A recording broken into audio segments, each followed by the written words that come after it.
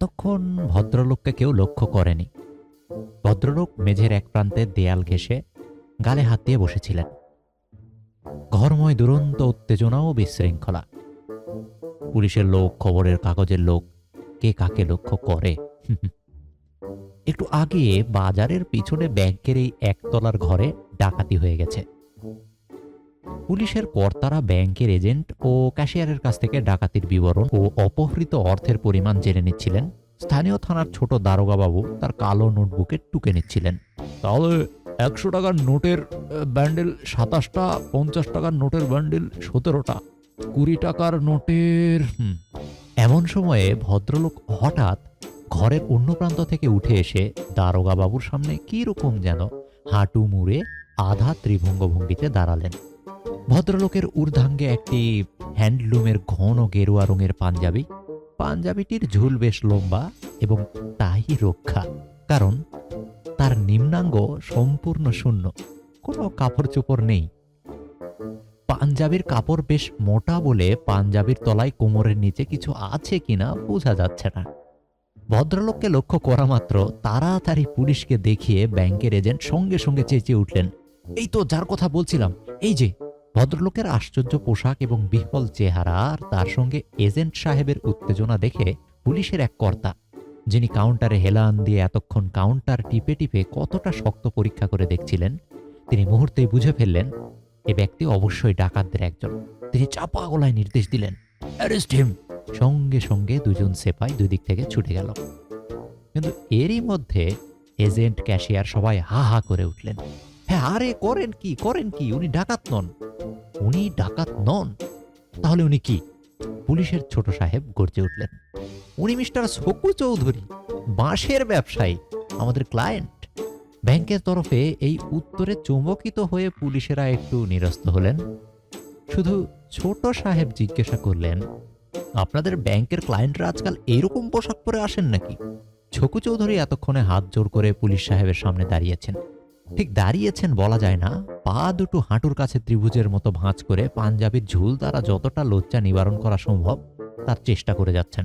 পেছনে থাকা জমাদার সাহেব রুল হাতে দাঁড়িয়েছিলেন।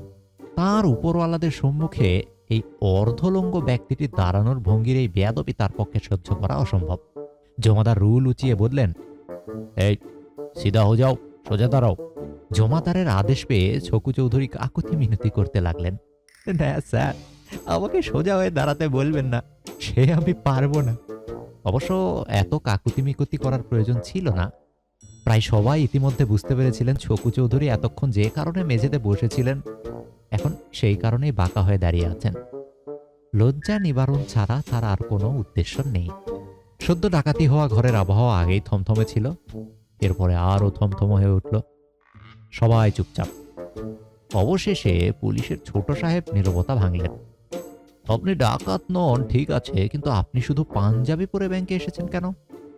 ভদ্র সমাজে যাতায়াত নেই আপনার?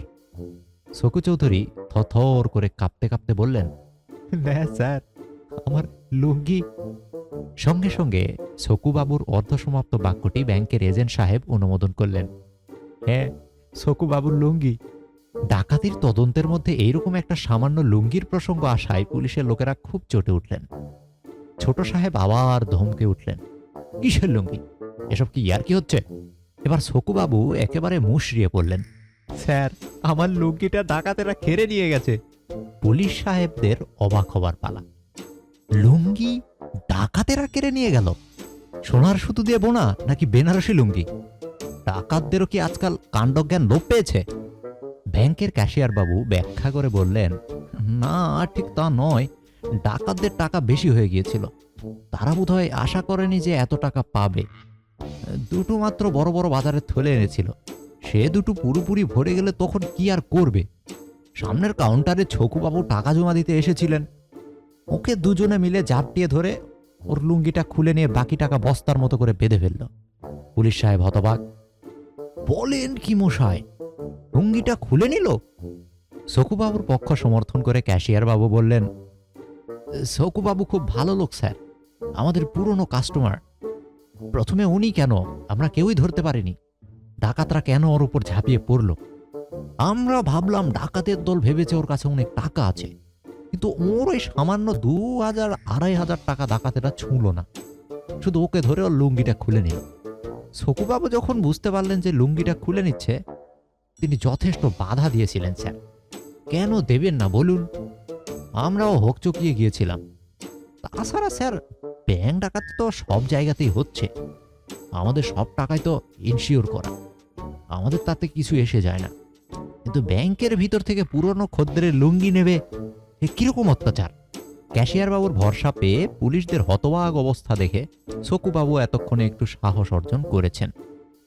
পুলিশ সাহেবের মুখোমুখি দাঁড়িয়ে তিনি বললেন, স্যার, আমার কি হবে? পুলিশ সাহেব এবার একটু ঠান্ডাভাবে বললেন, কি হবে আপনার? যা শুনলাম, আপনার টাকা পয়সা তো কিছু যায়নি। এখন কিছুক্ষণ ওই সিঁড়ির নিচে চুপচাপ বসে থাকুন, তারপর সন্ধ্যার সময় যে লোডশেডিং হবে, অন্ধকারে গা ঢাকা দিয়ে বাড়ি ফিরে যাবেন। কিন্তু আমি স্যার আর বাড়ি ফিরতে পারবো না স্যার, লুঙ্গিটা আমার নয় স্যার। ছকু চৌধুরীর এই কথা শুনে পুলিশ সাহেব আরও বিচলিত হলেন। লুঙ্গিটা আপনার নয়? ছকু চৌধুরী আবার হাত জোর করলেন। স্যার, সত্যি বলছি স্যার, লুঙ্গিটা আমার শালার। দুদিনের জন্য কলকাতায় বেড়াতে এসেছে, দুপুরে চৌরঙ্গিতে পাতাল রেলের গর্ত দেখতে বেরিয়েছে। ভাবলাম 5 মিনিটের জন্য যাই, ব্যাংকে টাকাটা জমা দিয়ে আসি। টাকা পয়সা সব ঠিক রইল, শুধু গেল আমার শালার লুঙ্গিটা। ছকু চৌধুরী হাও হাও করে কেঁদে উঠলেন। আমার শালা যখন জানতে পারবে আমি তার লুঙ্গি পরে বেরিয়েছিলাম, আমি কি করে তাকে মুখ দেখাবো? আমার শ্বশুর বাড়ির লোকদের কাছে আমি কি করে মুখ দেখাবো? ডাকাতেরা আমারে কি সর্বনাশ করে গেল স্যার। ব্যাংক আর পুলিশের লোকেরা কিংকর্তব্য বিমূঢ় হয়ে ছকু চৌধুরীর কান্না দেখতে লাগলেন। খবরের কাগজের লোকেরা ঝপাঝপ ছবি তুলতে লাগলেন। পুনশ্চ কোনো পাঠক বা পাঠিকার যদি এরকম সন্দেহ হয় যে এই কাহিনীর সঙ্গে সম্প্রতি সংবাদপত্রে প্রকাশিত কোনো ডাকাতির খবরের কোনো সম্পর্ক আছে, তার ভুল নিরসন করার জন্য জানাই, এই কাহিনীর সঙ্গে কোনো বাস্তব ঘটনা বা চরিত্রের কোনো যোগাযোগ নেই।